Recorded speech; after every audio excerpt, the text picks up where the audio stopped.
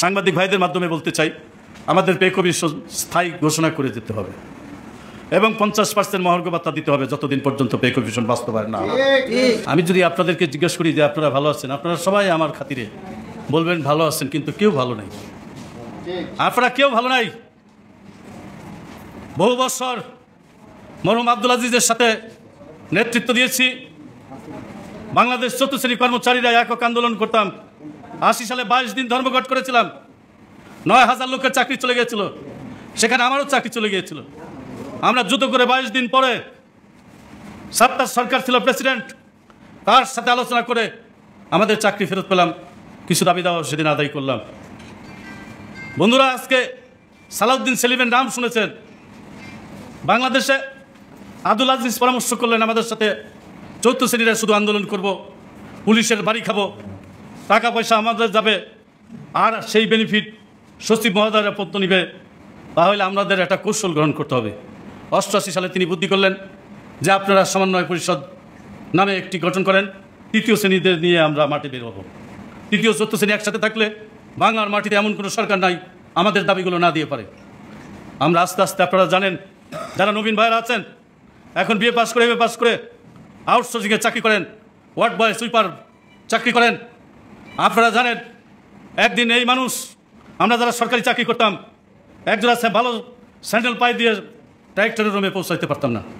এক গ্লাস পানি যখন চেত, আমাদের জুতা বাইরে থুয়ে দিয়ে তাকে পানির গ্লাসটা দিতে হতো। আমরা সেই সংগঠনের নেতৃবৃন্দ, আমরা আন্দোলন করে দীর্ঘদিন লড়াই করে আমরা সরকারের থেকে পোশাক কিনেছি, হাজার হাজার টাকার পোশাক পরে, রাষ্ট্রপতির সামনে সেই পোশাক পরে, সেই জুতা পরে আলোচনা করে আপনাদের জন্য দাবি আদায় করেছি। কি না করেছি? ঈদ বোনাস আদায় করেছি এরশাদ সাহেবের সাথে চ্যালেঞ্জ করে। বাংলাদেশ সংহতি পরিষদ আর বাংলাদেশ সরকারি কর্মচারী সমন্বয় পরিষদ, এরশাদ সাহেব সংহতি পরিষদকে ছায়া দিল, আমাদের সাথে কথা বলবে না। আমরা চ্যালেঞ্জ করে আসলাম কাজী জাফরের বাসায় দিয়ে, যে আমরা চ্যালেঞ্জ করলাম 24 ঘন্টার মধ্যে যদি আমাদের সাথে আলোচনা না হয়, সারা বাংলাদেশ ক্লাবস করে দিব। এরশাদ সাহেবের বাবার ক্ষমতা নাই কোনো সরকারি অফিস খুলতে পারে। সেদিন আমরা চ্যালেঞ্জ করেছিলাম এবং সে কাজটি আমরা করেছিলাম। রাত 1টার সময় বঙ্গভবনে এরশাদ সাহেবের সাথে আলোচনা করে দীর্ঘক্ষণ সাইদুজ্জামানের বিরুদ্ধে যারা প্রথম আছেন তারা জানেন, রাজপথে স্লোগান দিয়েছিলাম সাইদুজ্জামানের চামড়া তুলে দিব আমরা। সেই সাইদুজ্জামান রাজি ছিল না আমাদের সেদিন ঈদ বোনাস দেওয়ার জন্য। আমরা বঙ্গভবনে যে রাত 1টা পর্যন্ত এরশাদ সাহেবকে বুঝিতে সক্ষম হয়েছিলাম। বলেছিলাম, রাষ্ট্রপতি আব্দুল আজিজ সাহেব বলেছিল আপনার রাষ্ট্রের রাষ্ট্রপতি আর আমি কর্মচারীদের রাষ্ট্রপতি, আমার সাথে যা বলবেন তাই করতে হবে। এই সাহস বাংলার মাটিতে আর কারো হবে বলে আমার বিশ্বাস হয় না। সেদিন আমার পছন্দ দাঁড়িয়ে গিয়েছিল, আমি সেখানে ছিলাম। এরশাদ সাহেবকে বললাম, স্যার আমি দুটি কথা বলতে চাই। বলেন। বললাম, স্যার আমরা পোলা মাংস খেতে চাই না, আমরা ঈদের দিন নতুন কাপড় বাচ্চাদের দিতে চাই না, আমরা শুধু একটু সেমাই কিনে দিতে চাই, সেমাই রান্না করে ঈদের দিন সেই বাচ্চাদের খাওয়াতে চাই, এবং গুলিস্তান থেকে পুরান মার্কেটের কাপড় কিনে আমার বাল বাচ্চাকে দিতে চাই, যারা বুঝে যে আজকে ঈদ হচ্ছে। তাই স্যার আমরা কি আপনার প্রতিষ্ঠানে চাকরি করে আপনার সচিবরা বিরিয়ানি মাংস খাবে আর আমার বাচ্চা একটু সেমাই খাবে আর একটা পুরান কাপড় কিনবে, তাও কি কিনতে পারবে না? তাও কি আমাদের অপরাধ? আর্মির লোক তার ব্রেনে ঢুকে গেল। তিনি বললেন, সচিব সাহেবরা আপনারা বিরিয়ানি পোলাও খাবেন আর ওরা প্রজাতন্ত্রের কর্মচারীরা বাচ্চারা একটু সেমাই কিনে দিবে, তা পারবে না। এটা কি হতে পারে? ওরা ওদের ঈদ বোনাস আজকে থেকে ঘোষণা করে দেন। সেদিন আমরা রাত 1টার সময় এই অধিদপ্তরের ডিজি সহ ওইখানে সমস্ত কর্মচারীদের নিয়ে আপনাদের সংগঠনের শক্তির জানান দিবেন, তাইলেই বুঝবে যে আমার সংগঠনের শক্তি কতটুকু। তাইলে না আপনারা মূল্যায়ন করবে। আপনি ডিজি যদি আপনাকে মূল্যায়ন না করে, তাহলে আপনি মন্ত্রী কেন মূল্যায়ন করবে? মন্ত্রী যদি মূল্যায়ন না করে, তাহলে প্রধানমন্ত্রী কি জন্য মূল্যায়ন করবে? কষ্ট লাগে। যদি একটা পাখির জাত, পশুর জাত, একটা কাক যদি কোথাও মারা যায়, হাজার হাজার কাক চিৎকার করে একটা কাকের জন্য। কিন্তু আমার একটা কর্মচারী যদি কোথায় বিপদে পড়ে, আর একজন কর্মচারী পাশ কাটিয়ে যায়, তাকে জিজ্ঞাসা পর্যন্ত করে না, এর চেয়ে আর কি কষ্ট থাকতে পারে আমাদের? বলে তাহলে আমাদের দামটা কেন দিবে? আজিজ সাহেব বলতো ফার্স্ট প্রায়োরিটি অফ গজারি লাকড়ি বাংলাদেশ। তার মানে হলো 14 শ্রেণীর হলো গজারি লাকড়ি ফিটারের উস্তাদ। আর তৃতীয় শ্রেণীর হইল বুদ্ধি দিবে, পরামর্শ দিবে, প্রশাসনে লড়াই চালাবে। এটার নাম হইল সমন্বয় পরিষদ। এটাকে যদি শক্তিশালী করতে পারি ইনশাল্লাহ আগামী দিনে আবার পূর্বের মতো আপনারা দাঁড়িয়ে যাবেন। আমি আমার বক্তব্য দীর্ঘায়িত করব না, শুধু বলবো আজকে এই যে বলেন না 17 থেকে 20 গ্রেড, আজকে মালিক ভাই এখানে আছে, আমরা লড়াই করতেছি 20 গ্রেডের পরিবর্তে 10 গ্রেড। তো 10 গ্রেড হয়ে গেলে তাহলে 17-20 কোথায় যাবে? ভুল বুঝেন না কিন্তু, যেটা মনে হয় বাদ দিতে হয় তা না।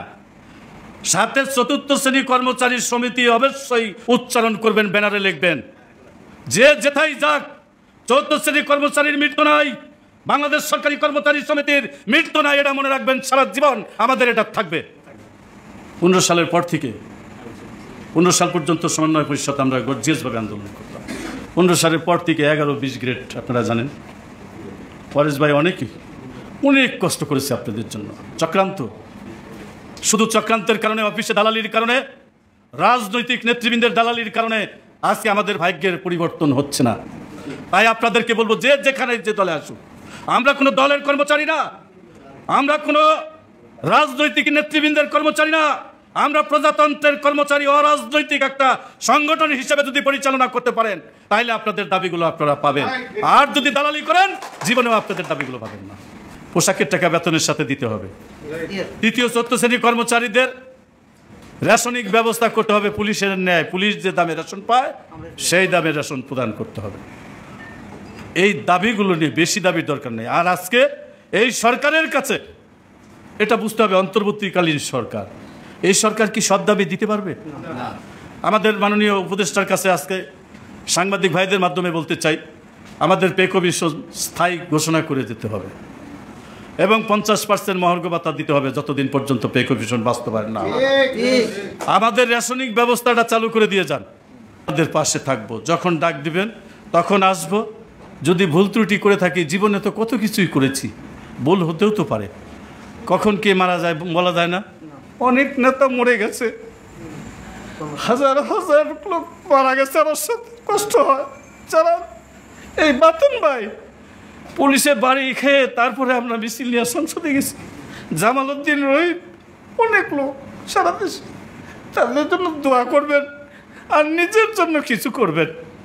আমাদেরও অভ্যাস ভালো না, যদি আজকে বলে যে অমুক মন্ত্রী আসবে, সমস্ত কর্মচারীরা এখানে আসবেন, কিন্তু যখন শুনবেন আপনার দাবির জন্য হান্নান এখানে আসবে, সকল কর্মচারী সেখানে আসে না, কষ্ট হয় এই জায়গায় হয় যে আপনাদেরকে দেবে আনবে, তার কাছে যায় না, যায় ওই চেহারা দেওয়ার জন্য, যারা শাসন করবে তাদের কাছে যায়। তাই আসুন সবাই মিলে ঐক্যবদ্ধ হয়ে আবার একটি লড়াই করে আপনাদের মুক্ত করে দিয়ে যদি মৃত্যুবরণ করি তাহলে আমার সার্থকতা আসবে। সবাই ভালো থাকবেন, দোয়া করবেন, আমার জন্য দোয়া করবেন, মাফ করে দিবেন যদি ভুল ত্রুটি করে থাকি। সবাই ভালো থাকুন, ধন্যবাদ সবাইকে। বাংলাদেশের সরকারি চাকরিজীবীদের জন্য একমাত্র তথ্যভিত্তিক ইউটিউব চ্যানেল এটি। আপনি যদি একজন সরকারি চাকরিজীবী হয়ে থাকেন তাহলে নবম পে স্কেল সহ মহার্ঘ ভাতা সংক্রান্ত সর্বশেষ ও নির্ভরযোগ্য আপডেট পেতে চ্যানেলটিতে লাইক দিন, আপনার মূল্যবান মতামত কমেন্টের মাধ্যমে জানান এবং অবশ্যই চ্যানেলটি সাবস্ক্রাইব করতে ভুলবেন না। ধন্যবাদ।